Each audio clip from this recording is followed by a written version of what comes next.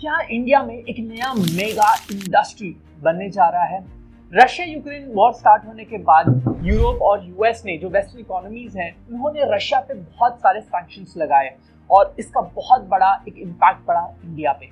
कैसे? क्योंकि जब इन वेस्टर्न इकोनॉमीज ने रशिया पे सैंक्शंस लगाए तो बहुत सारे रशियन कंपनीज पे भी सैंक्शन लगाया and other countries were asked not to do business with these companies, and this was going to be a problem for India क्योंकि उस टाइम पे as we all know India सस्ता तेल Russia से खरीद रहा था।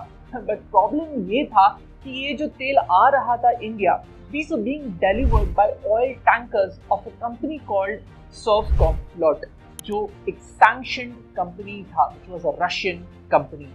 अब इन सैंक्शंस को वायलेट करने के डर से बहुत सारे इंडियन रिफाइनर्स मना करने लगे कि वो इन ऑयल टैंकर से डिलीवर्ड ऑयल को नहीं खरीदेंगे, and this was becoming a problem. In fact उस टाइम पे बहुत सारे ऐसे भी न्यूज आ रहे थे कि बहुत सारे रशियन शिप्स जो है ओपन सीज में स्ट्रैंडेड खड़े हुए हैं क्योंकि उनको पता ही नहीं कि आगे जाना किधर है और कैसे जाना है, राइट?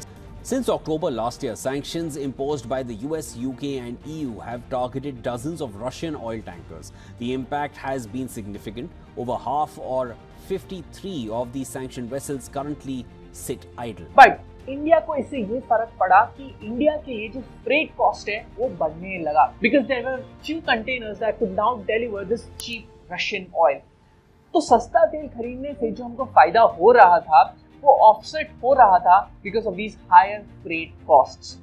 ऐसे ही कुछ हमको नुकसान हुआ during covid when the entire global shipping industry and the freight costs shot off the roof. Red sea disruption जब हुआ, I mean Houthi backed rebels वहां पे इजराइल के अगेंस्ट प्रोटेस्ट कर रहे हैं, रेड सी डिस्टर्ब कर रहे हैं, लेकिन बाकी दुनिया को इससे असर हुआ इंक्लूडिंग इंडिया। तो ये जो सारे इवेंट्स हुए जिसमें इंडियन इकोनॉमी को बहुत बुरा असर पड़ा, इन सब में कॉमन थ्रेड क्या है? कॉमन थ्रेड ये है कि we are too dependent on foreign ships, जिसकी वजह से हम उनके जियोपॉलिटिक्स में भी फंस जाते हैं। क्या आपको पता है कि इंडिया हर साल लगभग $75 बिलियन खर्चा करता है फॉरेन शिप्स को लीज करने में, $75 बिलियन। और यही जो प्रॉब्लम है इंडियन शिपिंग इंडस्ट्री का, इसको शायद सॉल्व करेगा मोदी गवर्नमेंट का ये नया मूव। क्या ये जो नया मूव है इंडिया मैरीटाइम डेवलपमेंट फंड, क्या ये हेल्प करेगा इंडिया को पुश करने में to the top 5 ship building nations in the world, जो हमारे प्राइम मिनिस्टर का टारगेट है?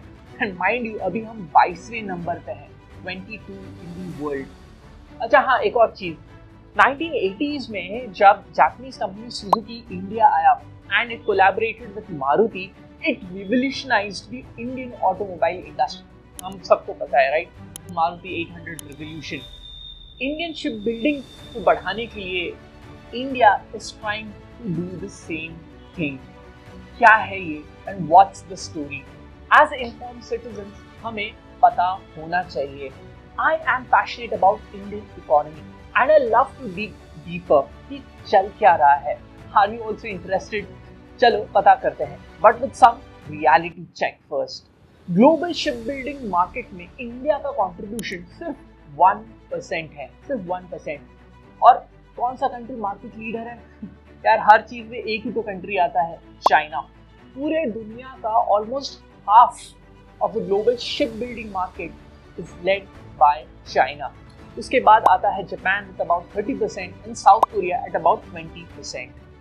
पूरे दुनिया में जो कार्गो मूव करता है, जो जिसको हम यूजुअली टनेज बोलते हैं, उसमें जो इंडिया कंट्रोल करता है, कंट्रोल मतलब जो इंडियन फ्लैग शिप्स कैरी करते हैं, तो आपको पता है कि कितना है? सिर्फ 2%। Indian ships control just 2% of global tonnage, जहां चाइना के पास अभी 9000 से ज्यादा शिप्स हैं, and this is last years data. India में अभी लगभग 1500 से 1600 शिप्स ही हैं, जिसमें से more than half are more than 20 years old.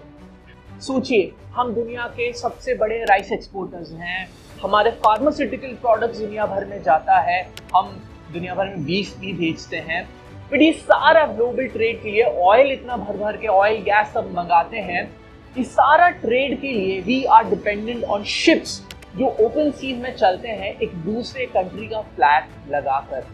सो क्या है ये सोल्यूशन जो इंडियन गवर्नमेंट अभी प्रपोज कर रहा है?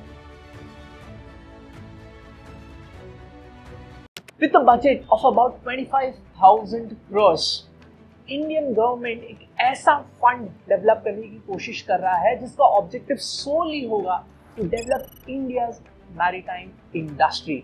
ये जो इंडिया मैरीटाइम डेवलपमेंट फंड है ये इंडिया में प्रमोट करेगा ship building of all shapes and sizes so that जो हमारा डिपेंडेंस है ऑन फॉरेन फ्लैग शिप्स वो कम हो।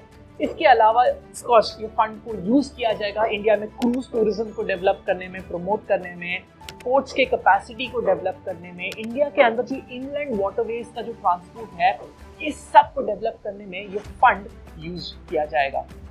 But how will this fund work? So as पर रिपोर्ट्स ये जो इंडिया मैरीटाइम डेवलपमेंट फंड है इसमें इंडियन गवर्नमेंट सिर्फ एक माइनॉरिटी स्टेक होल्डर होगा, अबाउट 20 to 30% स्टेक होल्डर होगा। बाकी जो स्टेक होल्डिंग है this will be given to financial institutions, domestic and even global. और इस फंड में इन्वेस्ट करने के लिए बहुत सारे फॉरेन इन्वेस्टर्स भी, फॉरेन इंस्टीट्यूशनल इन्वेस्टर्स भी इंटरेस्ट दिखा रहे हैं। As an example the Canadian pension fund. तो क्या ये जो 25,000 करोड़ का नया फंड बनेगा ये इंडिया को प्रोपेल कर सकता है to be one of the top ship building nations in the world, जो एक टाइम पे हम थे, क्योंकि around the 2000s, the early 2000s, India was amongst the top 10 shipbuilding nations in the world, and उसके बाद we just kept on declining. But क्या ये सिर्फ एक फंड एनफ होगा हमको पुश करने के लिए? Let's talk about India's plans for mega shipbuilding parks in India. तो इस गवर्नमेंट ने एक और एम्बिशियस टारगेट रखा है इंडिया में 4 मेगा शिपबिल्डिंग पार्क्स बनाने का, 2 on the eastern coast and 2 on the western coast. And as पर रिपोर्ट्स ये है कि जो वेस्टर्न कोस्ट है वो वहाँ पे गुजरात और महाराष्ट्र में बनेगा, और ईस्टर्न कोस्ट में मोस्ट प्रॉब्ली ओडिशा और आंध्र प्रदेश में ये मेगा शिप बिल्डिंग पार्क्स बनेंगे। 4 में से तो 2 तो शायद 2030 तक ही ऑपरेशनल हो जाएंगे। And this is where India is looking towards the east to push its ship building ambitions, क्योंकि इन्हीं मेगा शिप बिल्डिंग पार्क्स में अपना दुकान सेटअप करने के लिए इंडिया अप्रोच कर रहा है the top 2 ship building nations in the world, Japan and south Korea. सोचिए वो लोग आते हैं तो कितना नॉलेज ट्रांसफर होगा, कितना एम्प्लॉयमेंट क्रिएट होगा, and it will be a huge boost to our ambitions. इसके अलावा भी बहुत सारे प्लान्स हैं इस फंड को यूज करने के लिए। जो इंडियन ओशन है, बे ऑफ बंगाल में जो शिप्स जो डिस्ट्रेस में होंगे या उनको कोई रेफ्यूज के लिए जगह चाहिए, उनको एड्रेस करने के लिए भी इंडिया में इंफ्रास्ट्रक्चर डेवलप किया जाएगा। इंडिया में इंफ्रास्ट्रक्चर एक बहुत ही क्रिटिकल जंक्शन में है, and ship building industry might play a huge role in pushing India's economy. क्या आपको लगता है कि ये जो इंटेंट है that will actually translate into action? Comments में जरूर अपना ओपिनियन बताएं। What do you think of this, and are you also feeling positive about India's economy? अगर कोई क्रिटिसिज्म है तो प्लीज वो भी शेयर करिए। Let's get into a debate. See you letter.